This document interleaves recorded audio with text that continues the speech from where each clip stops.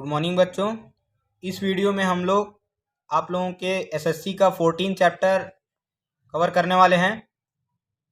Chapter का नाम है democracy in independent India and the working of political institution.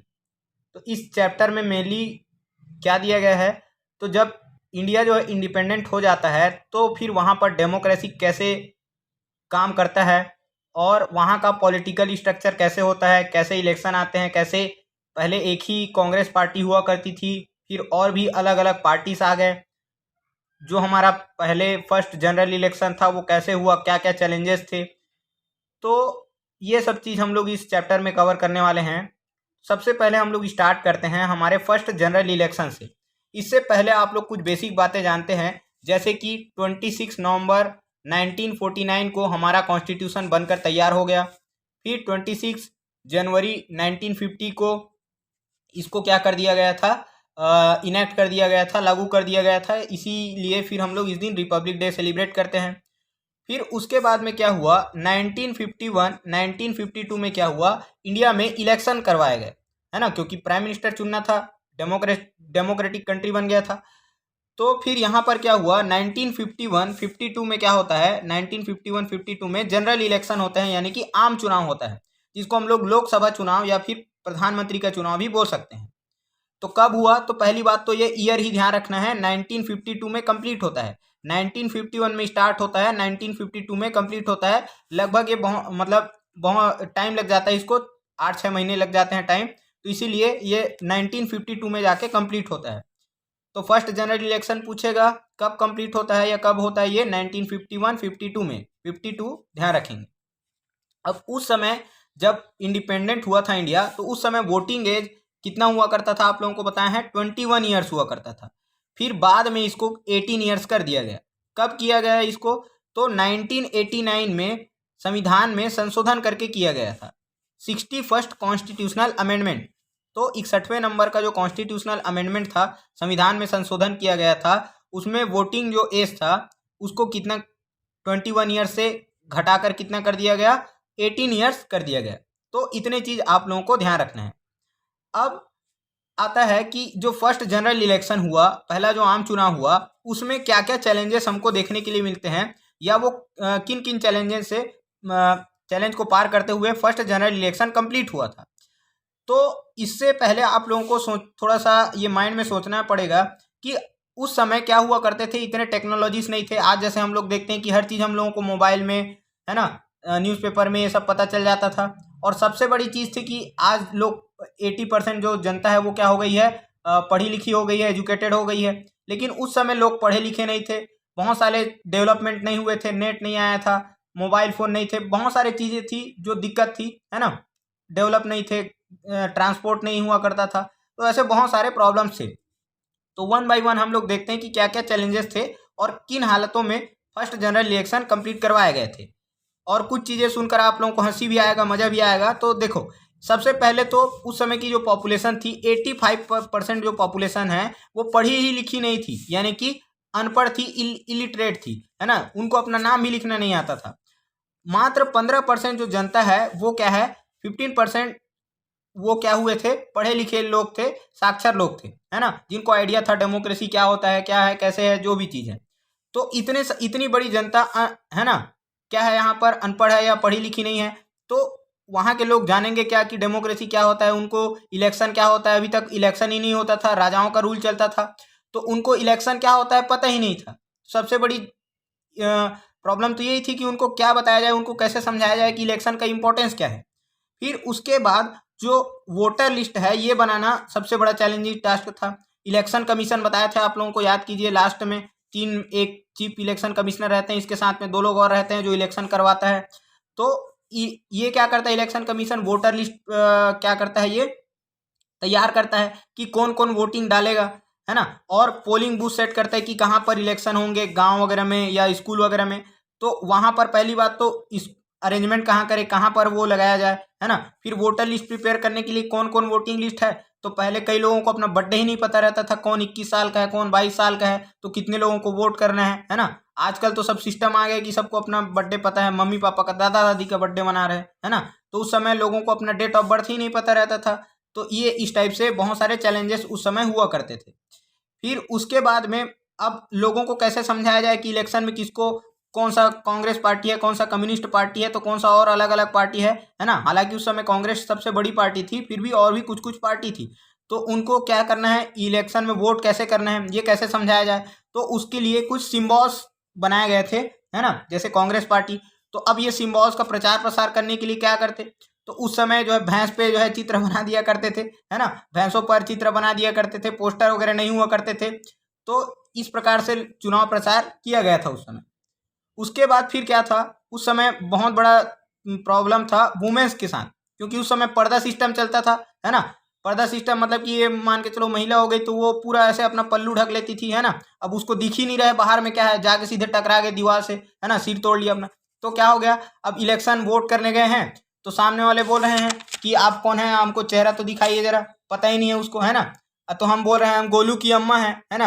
अब चेहरा आपको काहे दिखाएंगे, गोलू के उसके पप्पा को दिखाएंगे ऐसे करके। तो अब यहाँ पर ये दिक्कत हो गया, तो पता ही नहीं चल पा रहा है कौन किसके नाम पे वोट दे रहा है। उसके बाद जो ट्राइबल पीपल्स थे, जो गांव से या दूर दराज से आते थे, उन लोग बहुत दूर दूर ट्रेवल करके आ रहे हैं, ये जंगल झाड़ी हो गया। अब यहाँ पर उनको वोटिंग करने जाना है तो जा रहे हैं, बीच में पूरा जंगल है। तो इन लोग जंगल में एक एक दो दो रात रुक के कैंप बना के इधर झिंगा लाला हू करते करते जा रहे हैं, वोटिंग डाल के फिर आराम से चिकन डिनर करते हुए आ रहे हैं। तो ऐसे बहुत सारे चैलेंजेस थे। इन हालतों में क्या हुआ था, यहाँ पर फर्स्ट जनरल इलेक्शन करवाए गए थे, तो उसमें से 40% लोगों ने ही क्या किया था, वोट दिया था।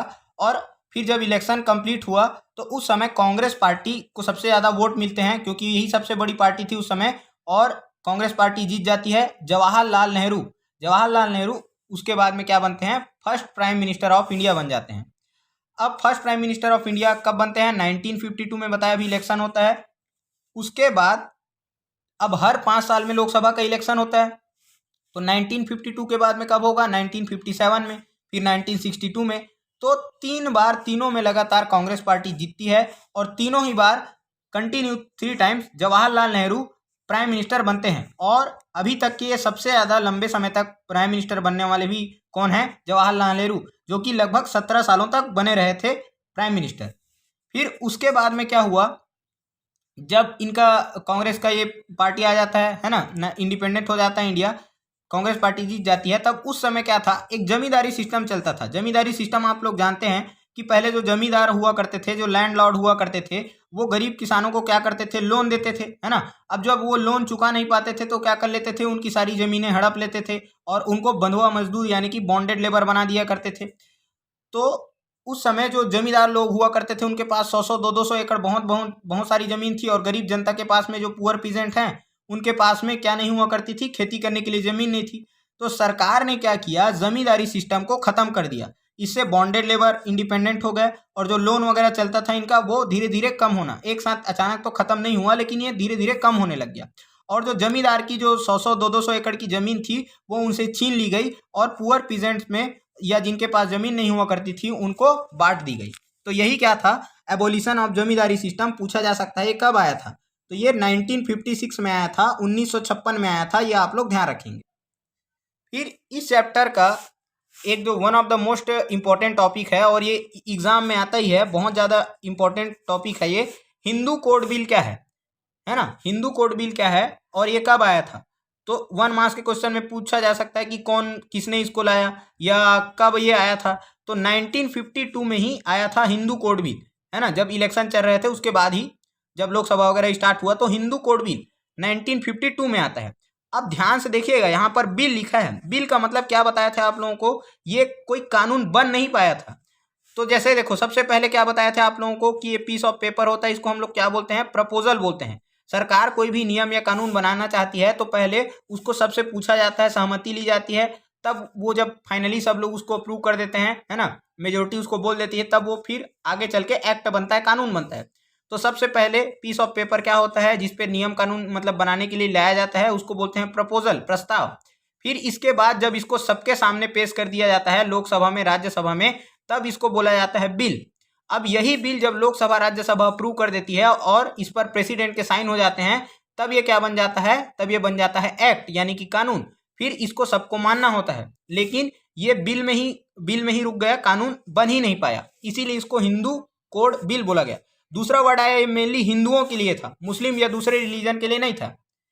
फिर इसको लाने वाले कौन थे, तो डॉक्टर भीमराव अंबेडकर, जिसको हम लोग फादर ऑफ इंडियन कॉन्स्टिट्यूशन बोलते हैं, है ना, उन्होंने ही ये लाया था। क्यों लाया था, ताकि जो वुमेन्स हैं और जो पुअर, जो लोअर कास्ट के जो लोग हैं, कास्ट सिस्टम को खत्म करने के लिए, या फिर वुमेन्स और मेंस को इक्वली राइट देने के लिए। क्योंकि उस समय में हमारा जो समाज था वो कैसा था, तो मेल डोमिनेटेड सोसाइटी था। मेल डोमिनेटेड मतलब पुरुष प्रधान समाज था, कि पुरुषों की ज़्यादा चलती थी और वुमेन्स को बहुत कम ही अधिकार थे, ना उनको पढ़ने दिया जाता था और भी बहुत सारे अधिकारों से उनको वंचित रखा जाता था। तो इसमें क्या क्या पॉइंट्स थे ये आप लोगों को ध्यान रखना है, और ये 5 से 6 नंबर में पूछा जाता है, तो ये बहुत इंपॉर्टेंट टॉपिक है। इसको आप लोग अच्छे से एक एक पॉइंट को ध्यान रखेंगे।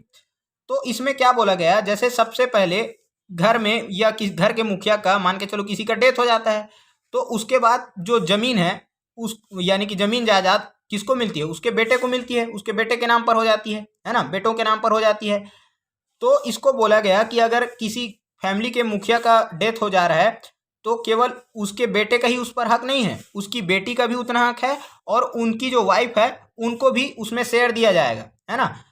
तो अभी भी ये जैसे हम लोग बंटवारा होता है या कहीं पार्टीशन होता है तो आप लोग सुनते होंगे, देखते होंगे कि सिस्टर को भी बुलाया जाता है, बहन शादी होकर भी चली गई है तो उनको बुलाया जाता है, उनसे पूछा जाता है कि आप कुछ हिस्सा रखेंगे या नहीं रखेंगे, ऐसे करके।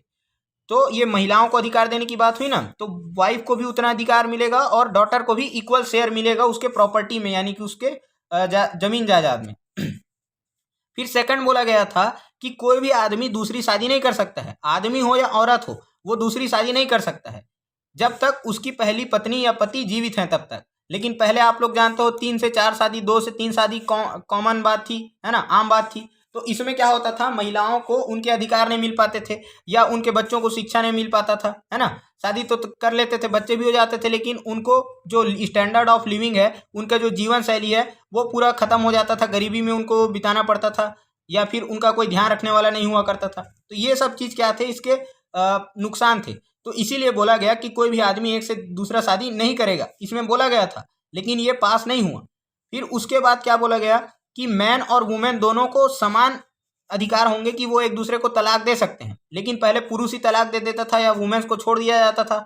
अब वुमेन्स को छोड़ दिया तो उसको गलत नज़रों से देखा जाता था, है ना, या उसको समाज में उतनी इज्जत नहीं दिया जाता था, है ना, कि इसको तो इसका हस्बैंड छोड़ दिया, इस टाइप से करके। तो और जो मैन है वो दूसरी शादी कर लेता था। तो इन सब को रोकने के लिए ही ये हिंदू कोड बिल लाया गया था। फिर इंटरकास्ट मैरिज को क्या कर दिया, क्या बोला गया कि ये इसको लीगल कर देंगे, मतलब इंटरकास्ट मैरिज कर सकते हैं। अब ये इंटरकास्ट मैरिज क्या है, एक से दूसरे जाति में क्या कर लेना, शादी कर लेना, है ना। अभी हम लोग देखते हैं कि हमारा जो सिस्टम चलता है वो क्या चलता है कि एक ही जात में शादी करना है। जैसे ब्राह्मण है तो ब्राह्मण से ही करेगा, साहू है तो साहू से ही करेगा, सतनामी है तो सतनामी से ही करेगा, गौण है तो गौण से ही करेगा। लेकिन उस समय क्या बोला गया, ब्राह्मण जो है वो सतनामी से शादी कर सकता है, साहू ब्राह्मण से शादी कर सकते हैं, ऐसे एक दूसरे की किसी के साथ भी शादी किया जा सकता है। इसी को इंटरकास्ट मैरिज बोला गया, है ना। अब आजकल तो ये कॉमन हो गया है ना, कि एक लड़का एक दूसरे कास्ट के लड़की के साथ शादी कर ले रहा है ना, या उड़हरिया भाग जा रहे हैं, ऐसे बहुत सारा केस सुनने में आता है। ठीक, तो उस टाइप से क्या हो गया, ये उस समय इसको लीगल करने की बात की गई थी, ताकि जो कास्ट सिस्टम है वो हमारा धीरे धीरे खत्म किया जा सके, उसको जो भेदभाव है, जो डिस्क्रिमिनेशन होता है वो कम हो इस प्रकार से। फिर जो चाइल्ड, जिसके मान के चलिए बच्चे नहीं है, चाइल्ड नहीं है, तो वो क्या कर सकता है, दूसरे कास्ट के चाइल्ड को अडॉप्ट करना चाहे तो कर सकता है, ऐसा बोला गया था। अब उस समय कास्ट सिस्टम बहुत पीक पर था, है ना, जो मतलब भेदभाव बहुत ज़्यादा होता था, ये डिटेल में आप लोगों को बता दिए हैं। डिस्क्रिमिनेशन बहुत ज़्यादा होता था अपर कास्ट लोअर कास्ट के बीच में, है ना, मंदिरों में भी घुसने नहीं दिया जाता था। तो ये सब को ख़त्म करने के लिए इन्होंने एक बहुत बड़ा प्रयास किया गया था, लेकिन ये सक्सेसफुल नहीं हो पाया। तो यही हिंदू कोड बिल था, जिसमें वुमेन्स के लिए और लोअर कास्ट के लोगों के लिए क्या किया गया था, इक्वल राइट्स की बात कही गई थी।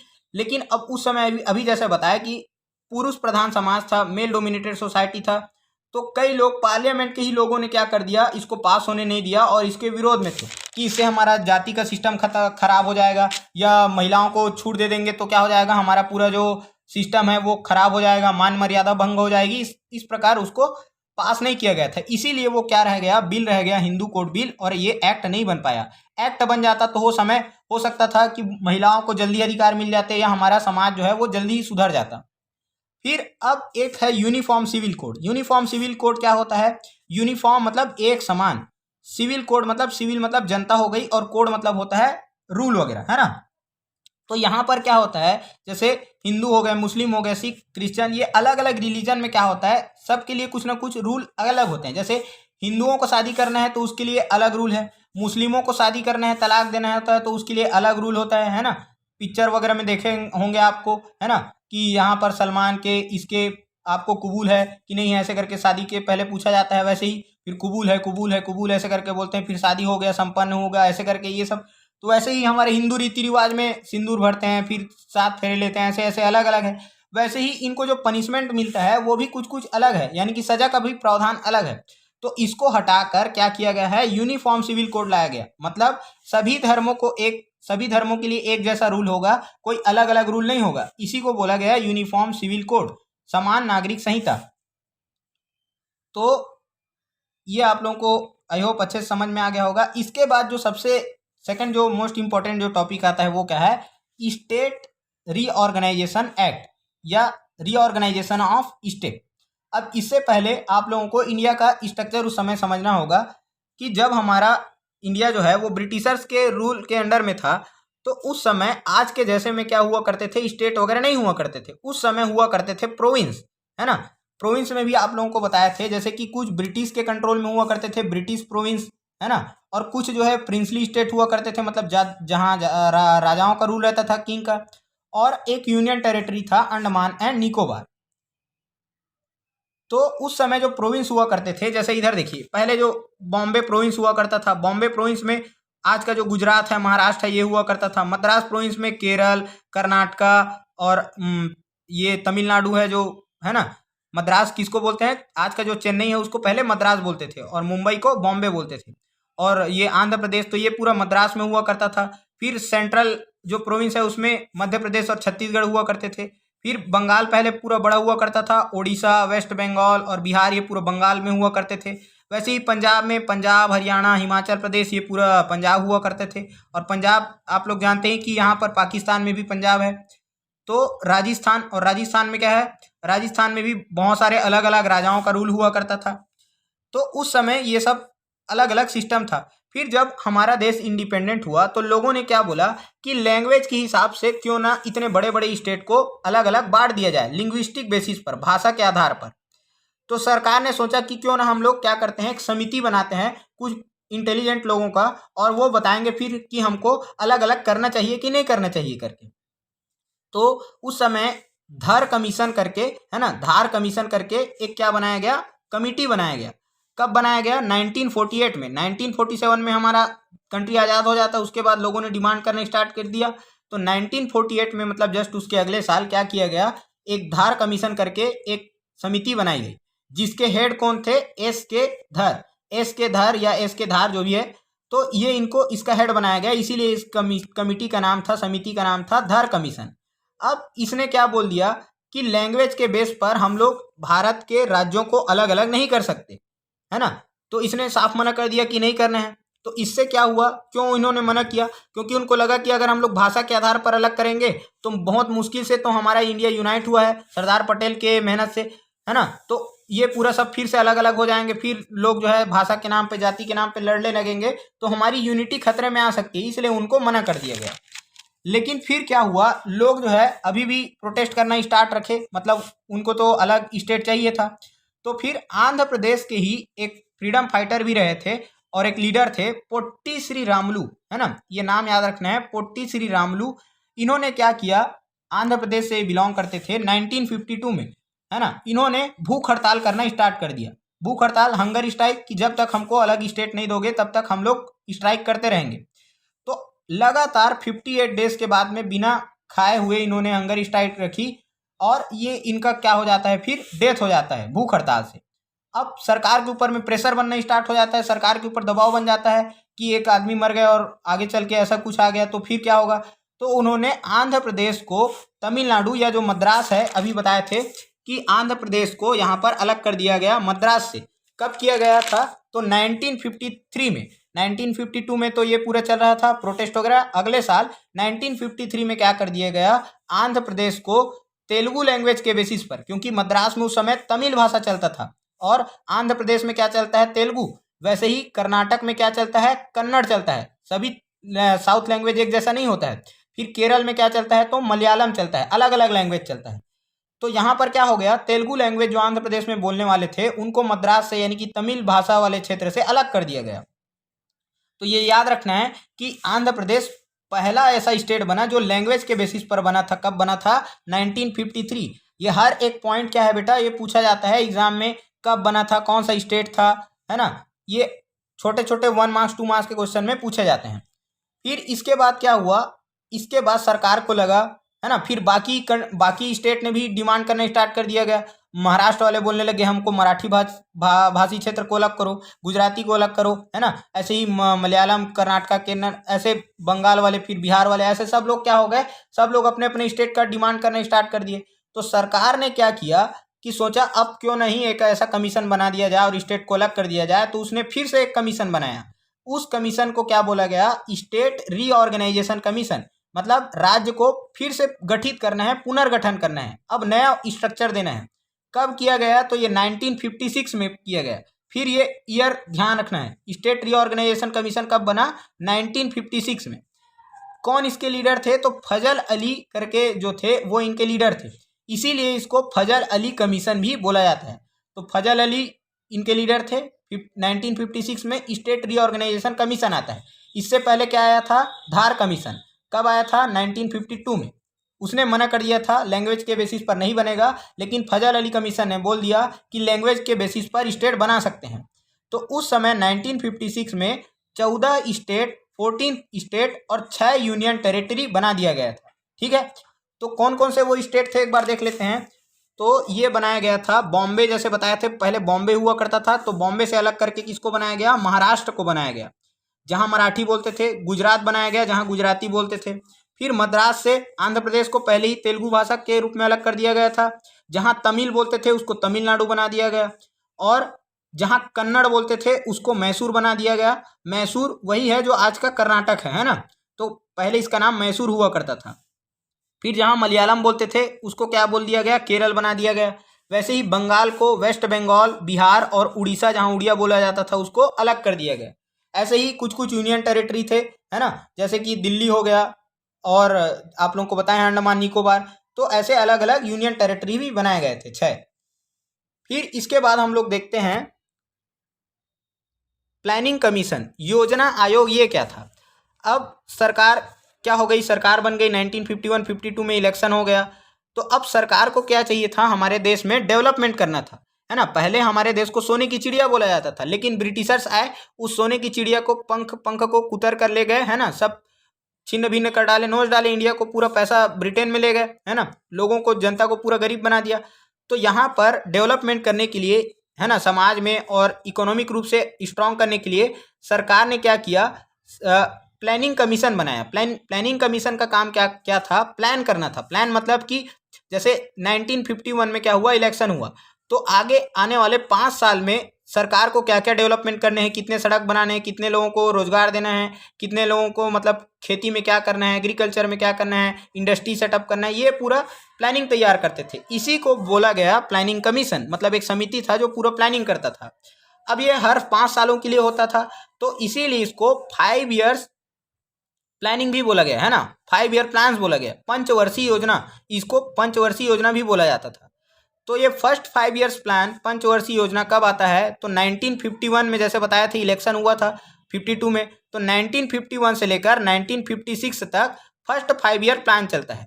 अब इसमें मेनली किसको फोकस किया जाता है, तो मेनली इसमें एग्रीकल्चर सेक्टर को फोकस किया जाता है, जो कि आप लोगों को इकोनॉमिक में 3 सेक्टर होते हैं, प्राइमरी, सेकेंडरी और टर्शियरी। तो एग्रीकल्चर प्राइमरी सेक्टर पर पहले फोकस किया गया था, और इसमें इरिगेशन, ग्रीन रिवॉल्यूशन बताए थे, है ना, इरिगेशन, कैनाल्स वगैरह, ये सब चीज पर फोकस किया गया था।